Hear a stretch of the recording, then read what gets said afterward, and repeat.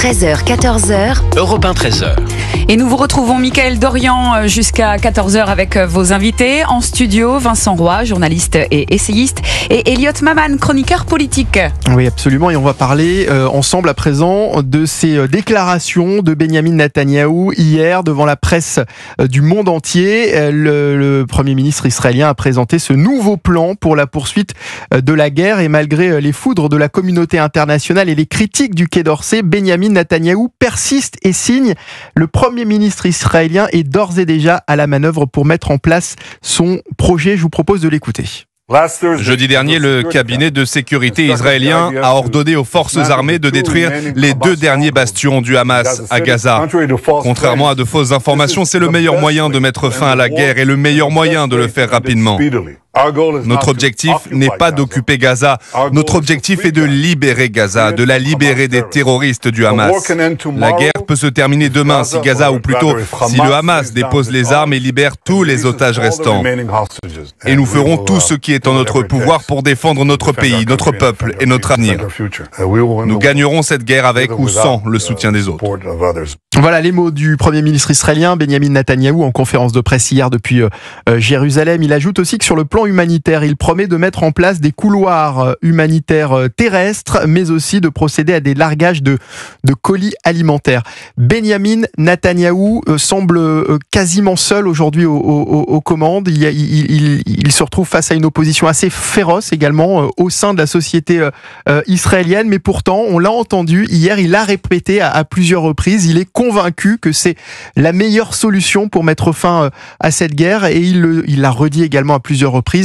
Son objectif n'est pas d'occuper Gaza, mais de désarmer le Hamas et de débarrasser la bande de Gaza de ce groupe terroriste. Elliot Maman. Oui, je pense qu'il est sincère lorsqu'il dit que son objectif n'est pas d'occuper Gaza. À l'origine, Benyamin Netanyahou n'est pas un messianique, il n'est pas un extrémiste, il n'a pas pour ambition de se réinstaller à Gaza, que pourtant Israël, d'un acte souverain, avait décidé de relégué à une autorité palestinienne sous le mandat de Sharon.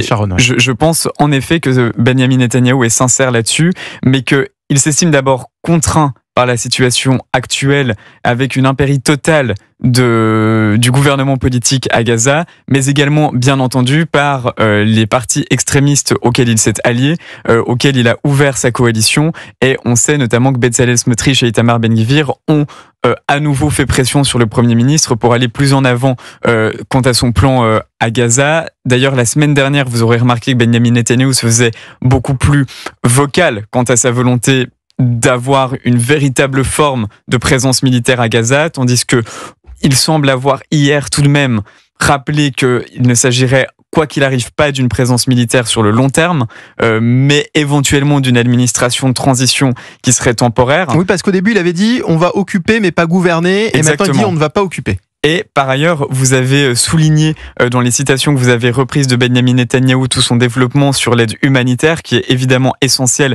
parce que la situation humanitaire à Gaza est tout de même particulièrement préoccupante.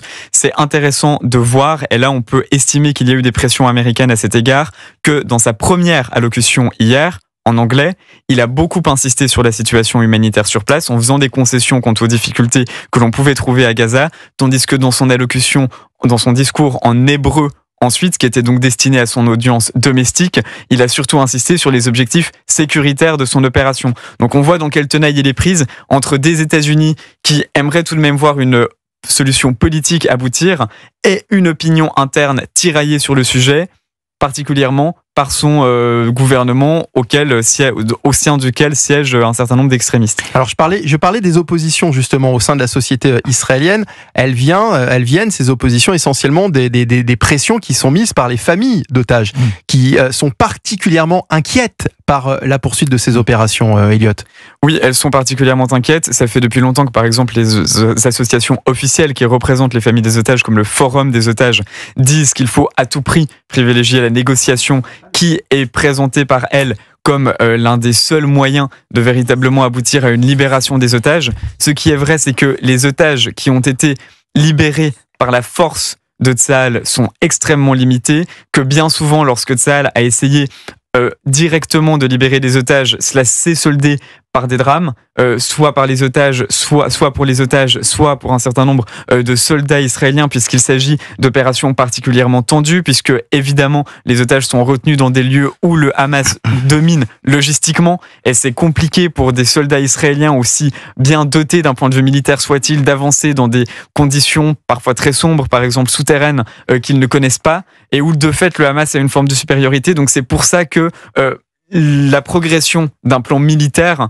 semble en effet mettre un équilibre sur une préoccupation sécuritaire générale et pas directement focalisée sur les otages à eux seuls. Vincent Roy. Il y a plusieurs choses à remarquer sur l'intervention de M. Netanyahou.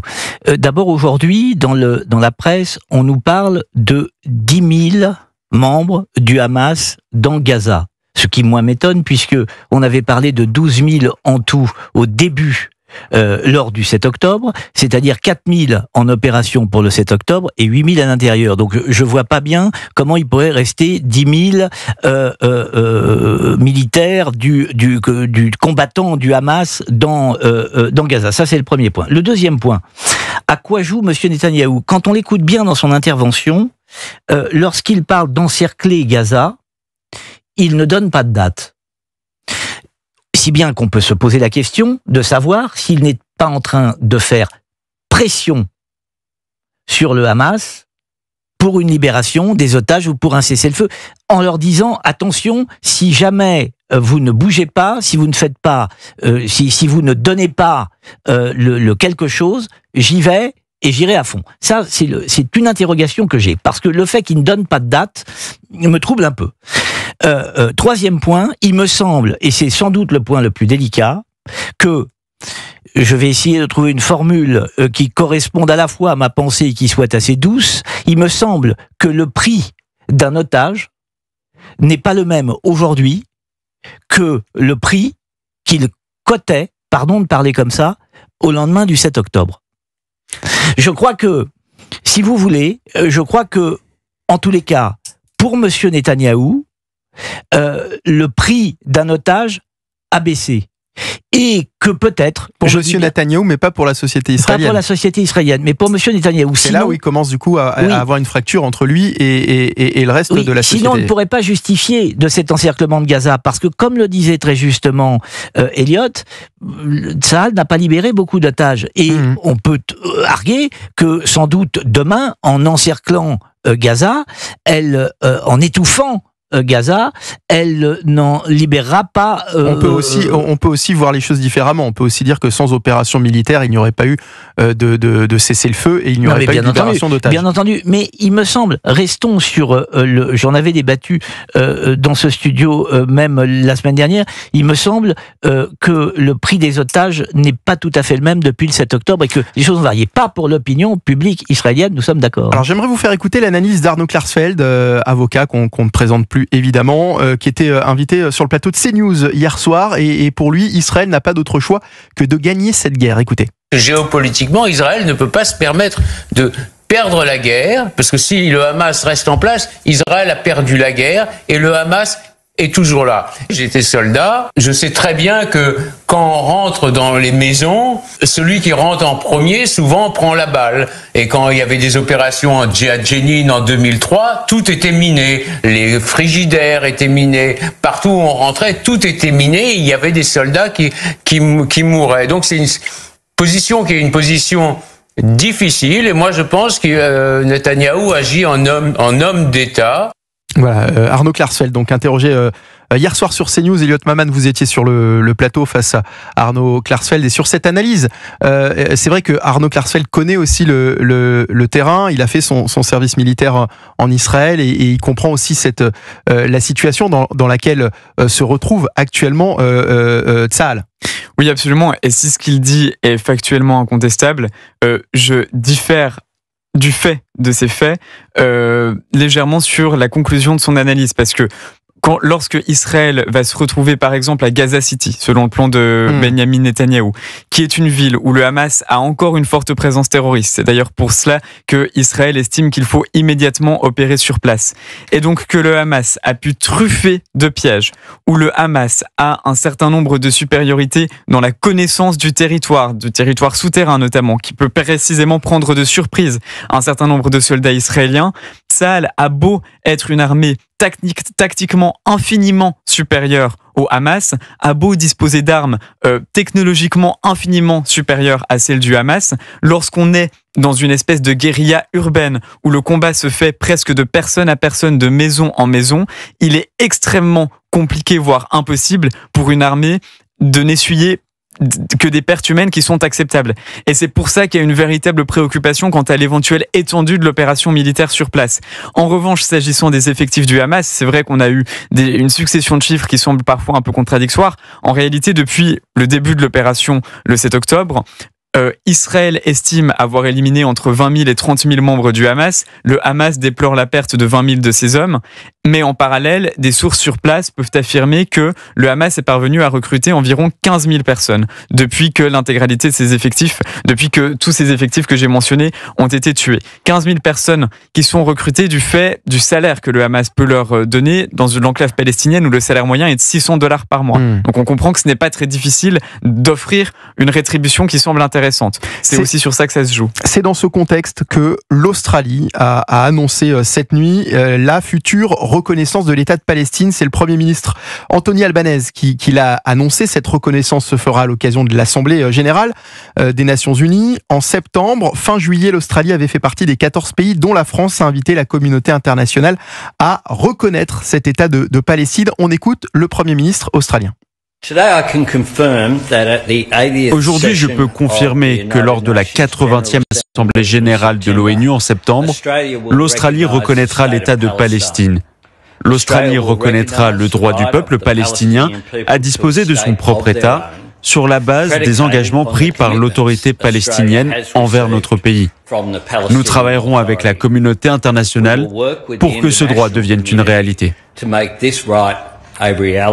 Le Premier ministre australien Anthony Albanese qui s'exprimait donc cette nuit, les pays qui continuent malgré la situation, malgré le contexte, à suivre cette voie finalement vers la reconnaissance d'un État palestinien et malgré aussi les félicitations du Hamas, Vincent Roy. Oui, non mais toujours les mêmes questions se reposent dans les mêmes conditions.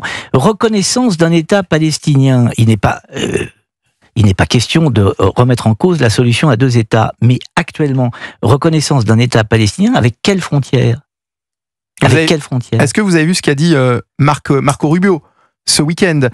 Marco Rubio qui accuse Emmanuel Macron d'avoir torpillé les négociations avec le Hamas. Évidemment, le Hamas se sent chaque fois plus fort dès lors que tombe une volonté d'un grand pays comme l'Australie ou la France de reconnaître l'État palestinien. Évidemment, c'est d'une certaine façon, et je mets 1000 bémols à l'expression, mais c'est donner quitus au Hamas. Et d'ailleurs, il s'en félicite. Il dit, voilà une décision qui va dans le bon sens. Le Hamas félicite les États qui veulent reconnaître l'État palestinien. C'est quand même dramatique. On va y revenir dans un instant. Je vous donnerai la parole, Elliot Maman. On reviendra donc sur effectivement ces propos ce week-end du secrétaire d'État américain qui accuse directement le président français.